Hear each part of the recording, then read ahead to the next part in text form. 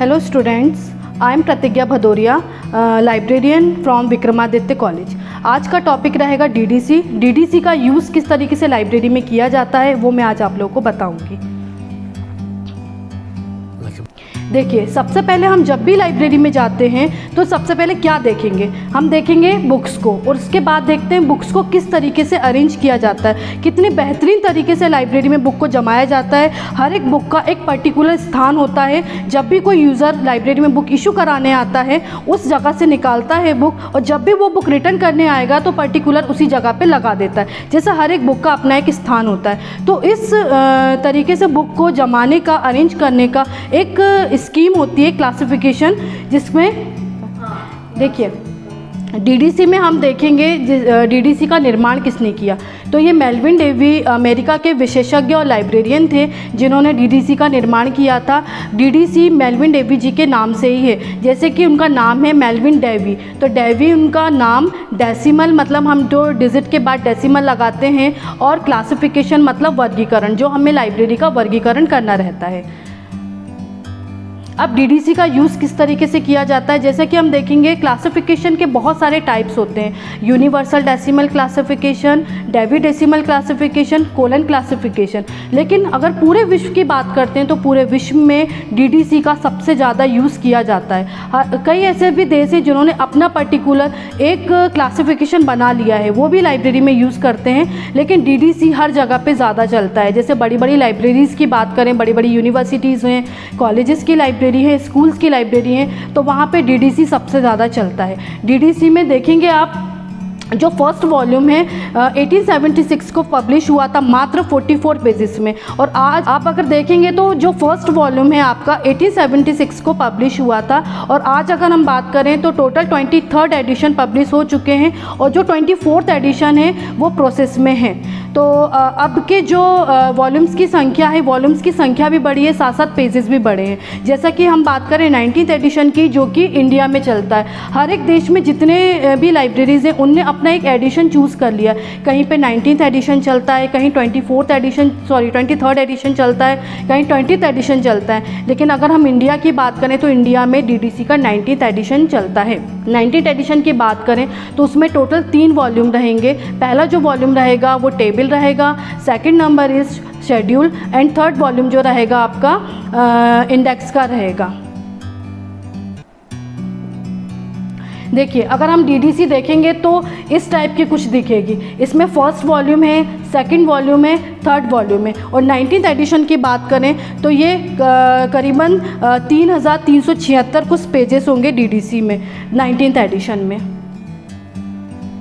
अब 19th addition का जो टेबल है फर्स्ट नंबर वॉल्यूम, उसके बारे में बात करेंगे। देखिए, टेबल नंबर अगर हम 1 की बात करेंगे तो टेबल नंबर 1 है standard sub division. Standard sub division में स्पेशल्स कुछ नंबर होते हैं, जैसे एनसाइक्लोपीडिया, डिक्शनरी, थ्योरी, क्लासिफिकेशन। तो आपके कुछ स्पेशल नंबर टेबल नंबर 1 में आ जाएंगे।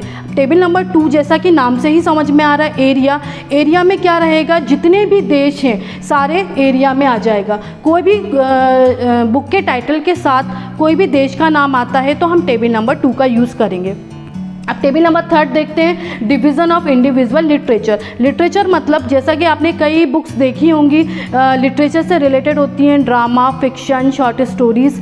तो हम क्या करेंगे, इंग्लिश लिटरेचर हुआ, हिंदी लिटरेचर हुआ, तो उसमें टेबल नंबर 3 का पार्ट आ जाएगा। Table number 4 individual language. Language में पूरा इंग्लिश का ग्रामर वाला पार्ट आएगा जो टेबल नंबर 4 में मिल जाएगा। टेबल नंबर 5 की अगर बात करते हैं, रेशियल इथिक्स नेशनल ग्रुप। इसका मतलब ये नागरिकता की क्लास रहेगी। जैसे कि मान के चलिए हम कहाँ रहते हैं, इंडिया में रहते हैं, और कहाँ के पीपल हम इंडियन से, तो जो भी रहने वाले लोग होते हैं वहाँ की ये क्लास रहेगी टेबल नंबर 5 की। कई बच्चे गलती क्या करते हैं टाइटल बनाने से पहले, जैसे कि सपोज इंडिया आया तो इंडिया का नंबर जो कि हमें टेबल नंबर 2 से लेना था वो टेबल नंबर 5 से ले लेते हैं, या टेबल नंबर 5 का नंबर जो टेबल नंबर 5 से लेना था वो टेबल नंबर 2 से ले लेते हैं, तो वो गलती हो जाती है। तो यहाँ पे जो टेबल नंबर 5 वो नागरिकता की क्लास है, जैसे कि इंडियंस, अमेरिकन, कैनेडियन, वहाँ के रहने वाले पीपल्स।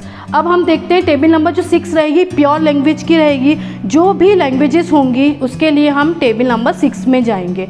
और ये चीज़ याद रखना है, किसी टाइटल में अगर 2 लैंग्वेज आ जाती हैं तो एक लैंग्वेज को हमें मेन क्लास से लेना है और जो दूसरी लैंग्वेज होगी वो हम टेबल नंबर 6 से लेंगे। अब टेबल नंबर जो 7 रहेगी वो पर्सन्स की रहेगी। पर्सन्स में क्या आएगा, कोई भी एक पर्सन हो सकता है, जैसे कि milkman, military person, doctor, sister, engineer, teacher, कोई भी पर्सन हो सकता है। तो टेबल नंबर जो 7 रहेगी वो पर्सन्स की रहेगी।